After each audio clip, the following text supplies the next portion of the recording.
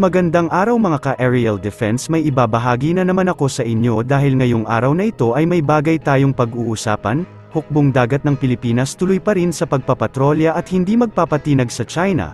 Pero bago tayo magpatuloy, wag mo muna kalimutan mag-like, share, and subscribe.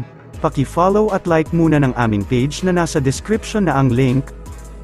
Muling nagdulot ng tensyon ang China sa West Philippine Sea sa pamamagitan ng pag-iiba nito ng kilos sa isang barko ng Philippine Navy na nagpapatrolya kamakailan malapit sa Panatag Shoal. Sinabi kahapon ni National Security Advisor Eduardo Año, nanindigan si Año na ang Armed Forces of the Philippines at Philippine Coast Guard ay hindi mapipigilan ng mga agresibo at ilegal na aktibidad ng People's Liberation Army Navy, China Coast Guard at ng maritime militia nito.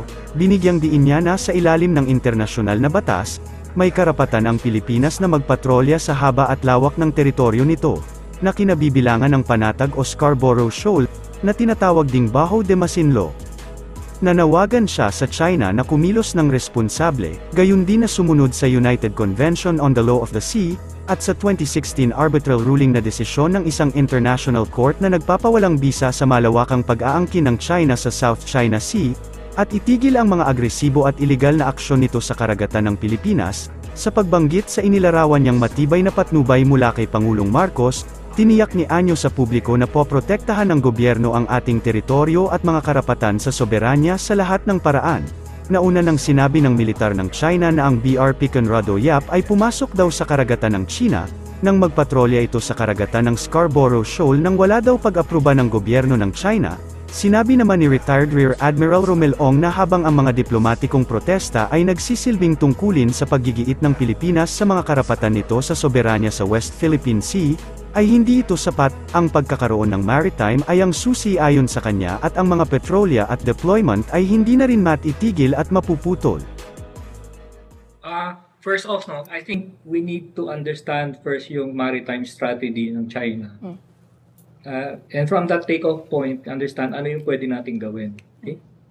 So, again, going back to 1990s, which was mentioned by Senator Orly, yung maritime strategy niya was started off by Admiral Liu Huaqing. He was the Chief of Navy ng PLA Navy during the time of Deng Xiaoping. So, yung strategy na yun transcends time and administrations ng China. So, yung pa rin yung bumabangga sa ating ngayon eh. So, in our neck of the woods, isa neighborhood natin, simply put, China wants to assert or exercise uncontested sea control ng South China Sea. Okay? But that also is, ganun din yung strategy niya for East China Sea and North China Sea. But dito lang sa neighborhood natin, sa ating area, it's to provide uncontested sea control ng South China Sea. Now, we're dealing with several components of the strategy. So, yung Navy, yung Coast Guard, yung militia, plus yung occupied same features nila. So, we need to look at them as one ecosystem. Hindi yung Coast Guard lang nila o militia lang nila. Kasi they work in synergy. May ang nakukumpas niya yung Southern Theater Command, which is the joint command nila based in that has the control over all the military, Coast Guard, saka yung militia forces operating in South China Sea. Okay. Now, part of that strategy is to, kumbaga, i-contest yung legal rights natin over, o yung sovereign rights natin over on EEZ. Okay. Now, yung protest is one way of affirming yung objection natin over yung actions nila. And that has been very important during later on in the arbitral award kasi it's parang kumbaga sa it's a continuing objection to their actions eh. But kulang yun, hindi lang yun eh.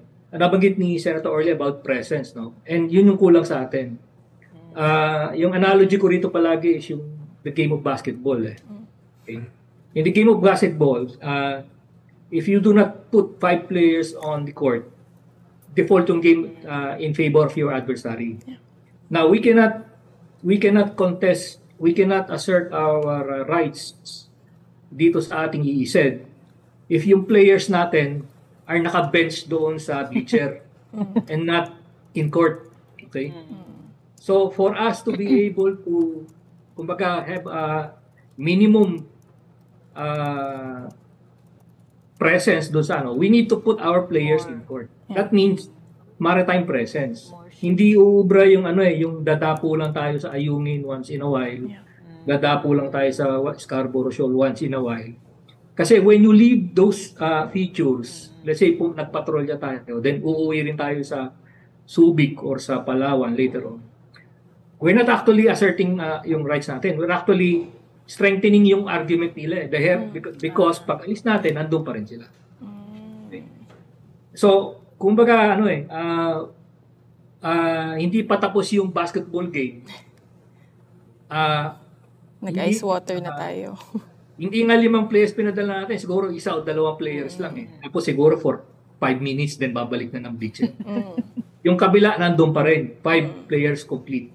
Okay. So, basically that's the best analogy I can craft in terms of yung trying to give a picture of ano yung dapat natin gawin. Creative ways of doing it eh. The first question is, where are all our ships?